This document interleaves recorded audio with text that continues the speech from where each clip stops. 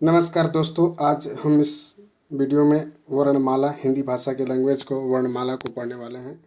Hindi language की वर्णमाला को, ठीक है। ये जो भाषा है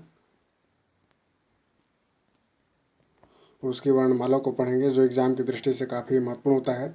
कई बार एग्ज़ाम पूछा गया है कि भाषा की सबसे छोटी इकाई ध्वनि होती है और इस ध्वनि को ही वर्ण कहते हैं, ठीक है। तो भाषा की सबसे छोटी इकाई क्या होती है? ध्वनि होती है। याद रखेंगे, भाषा की सबसे छोटी इकाई ध्वनि होती है। दोस्तों, अभी हमने पढ़ा वर्णमाला को, जो कि एग्जाम की दृष्टि से काफ़ी महत्वपूर्ण है। वर्णमाला पढ़ना है जो हिंदी व्याकरण की। मैंने पिछले वीडियो में स्वर और व्यंजन के कितने संख्या होते हैं इसके बारे में आपको बताया था।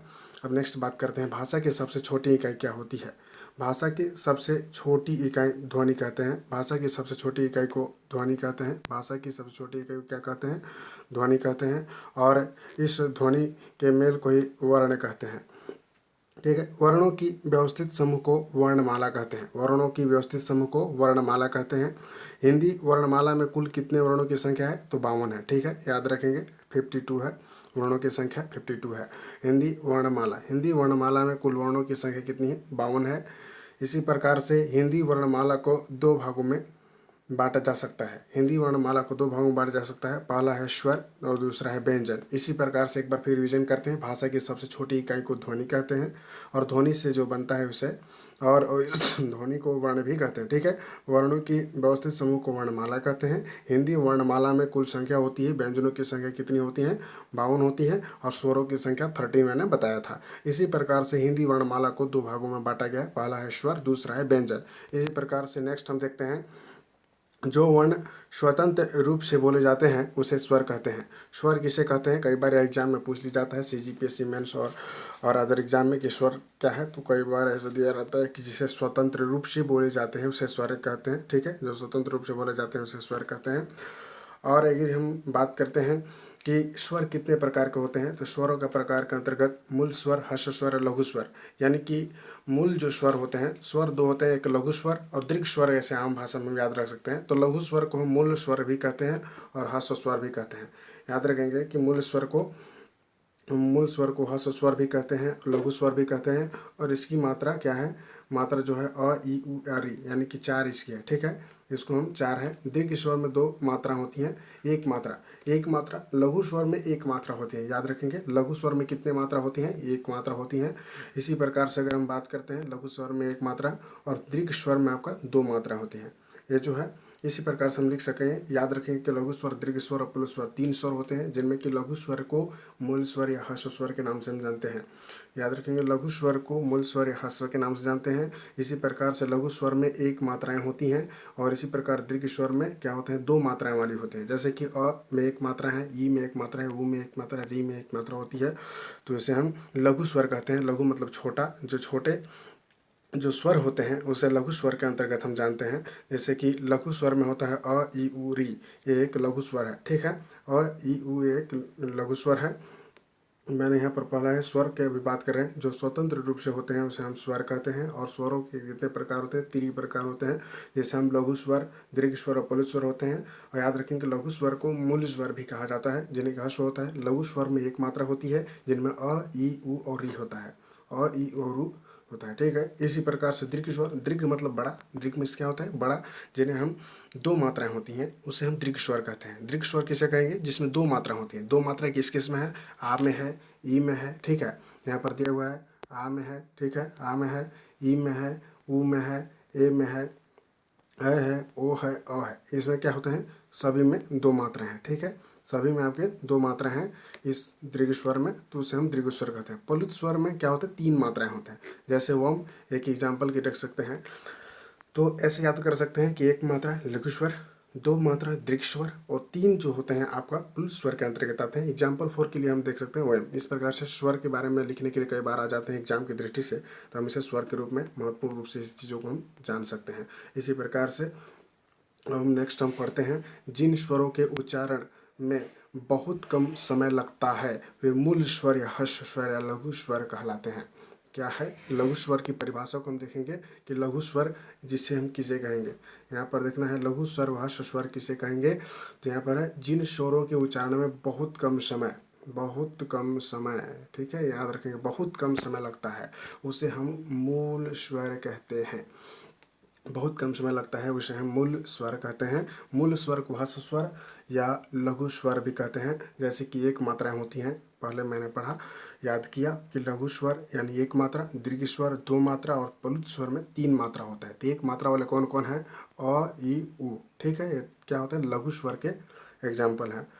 अ ई उ, जैसे कि कई बार ये पूछ लिया जाता है कि लघु स्वर के एग्जाम्पल क्या है। अ ई उ एक मात्रा होते हैं, ह्रस्व स्वर होते हैं, जिन्हें कि ह्रस्व स्वर को ही लघु स्वर कहते हैं, लघु स्वर को मूल स्वर कहते हैं। तीनों का नाम एक ही है, एक ही चीज़ का, इसमें अ ई उ हो गया। इसी प्रकार से जिन स्वरों के उच्चारण में ह्रस्व स्वरों से अधिक समय लगता है, अधिक समय लगता है, याद रखेंगे, जिन स्वरों के उच्चारण में अधिक समय लगता है उसे दीर्घ स्वर कहते हैं। जैसे कि आ ई उ, आ ई उ एक क्या है, दीर्घ स्वर है। आयु एक क्या है, दीर्घ स्वर है।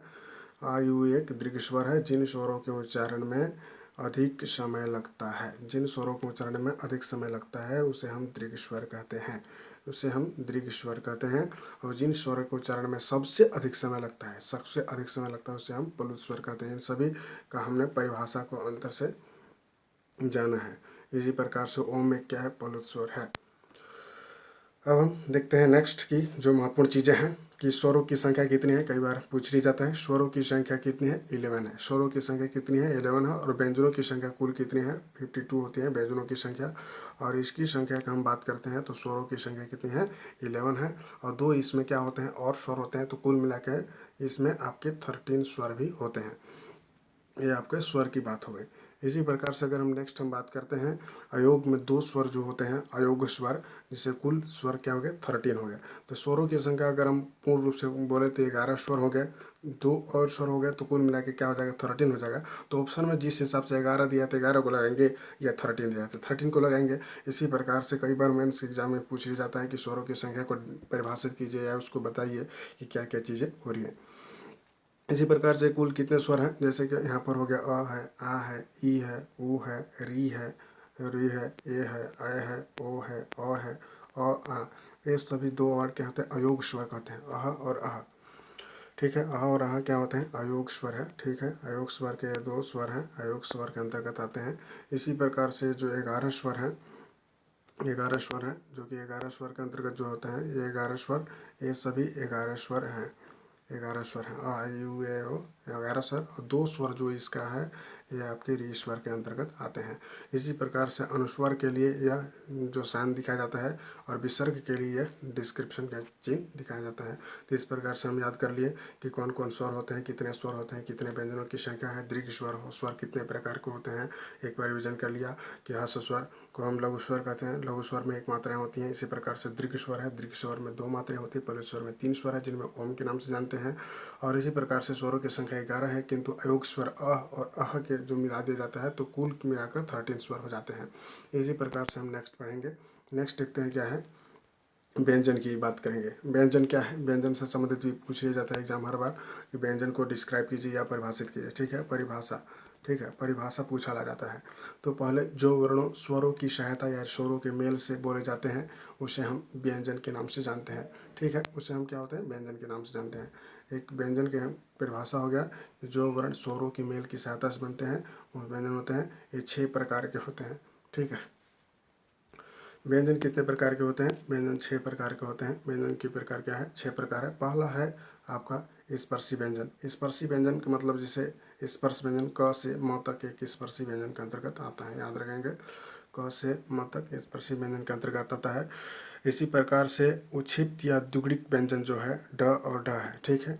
उक्षिप्त, उदीप्त या द्विगुणिक व्यंजन, उदीप्त या द्विगुणिक व्यंजन क्या होता है, उदीप्त या द्विगुणिक व्यंजन क्या है, ड और द के अंतर्गत आता है। उदीप्त या द्विगुणिक व्यंजन के अंतर्गत आता है।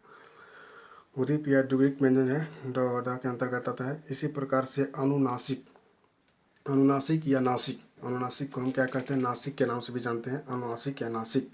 तो इसे अनुनासिक में क्या होते हैं, 4 होते हैं, ड, य, ड़, न, म। एक अनुनासिक व्यंजन है।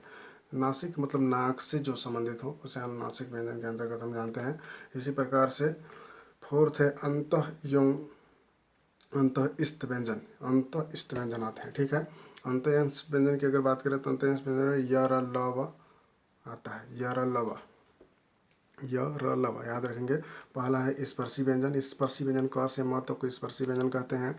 वो द्विगुणिक व्यंजन जैसे उक्षिप्त, उक्षिप्त व्यंजन या द्विगुणिक व्यंजन। दूसरा है उक्षिप्त या द्विगुणिक, ठीक है। उक्षिप्त या द्विगुणिक व्यंजन जैसे कि ढ ढ से होते हैं। इसी प्रकार से अनुनासिक व्यंजन आते हैं जिनमें कि ड या ड़ नम है। प्रत्येक वर्ग का पांचवा वर्ण होता है, प्रत्येक वर्ण का पांचवा वर्ण होता है अनुनासिक व्यंजन। स्पर्शी याद रखेंगे, स्पर्शी व्यंजन। दूसरा है उद्दीपित व्यंजन। तीसरा है अनुनासिक व्यंजन। चौथा है अंतःस्पष्ट व्यंजन। यह अलावा को अंतःस्पष्ट व्यंजन कहते हैं। नेक्स्ट है आपका ऊष्म व्यंजन या संघर्षी व्यंजन। ऊष्म व्यंजन या संघर्षी व्यंजन के नाम से हम जानेंगे। तो इसमें स घ स ड़, स घ स ड़ है जो ऊष्म व्यंजन या संघर्षी व्यंजन के नाम से जानते हैं। और इसी प्रकार से नेक्स्ट है संयुक्त व्यंजन, छत्र ज्ञान श्र।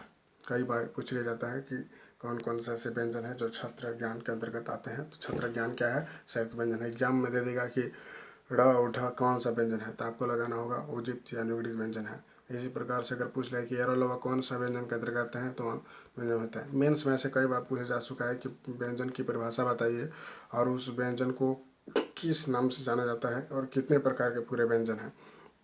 तो आपको पूरा याद रखना चाहिए। पहला स्पर्शी व्यंजन, दूसरा है उक्षिप्त व्यंजन, तीसरा है अनुनासिक व्यंजन, चौथा है अंतःस्पष्ट व्यंजन, ठीक है, अंतस्थ व्यंजन, ऊष्म व्यंजन से संघर्षी व्यंजन कहते हैं, और चौथा है शक व्यंजन से छत्र ज्ञान श्र के नाम से हम जानते हैं। इस प्रकार से आप सभी महत्वपूर्ण चीज़ों को आपको देखना है, ठीक है।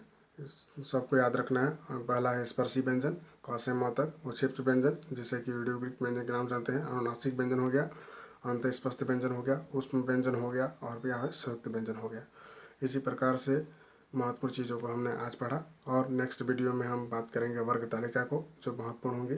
तो प्लीज़ लाइक शेयर सब्सक्राइब करें। नेक्स्ट वीडियो हम आपके समक्ष ला के आएंगे। Thank you very much.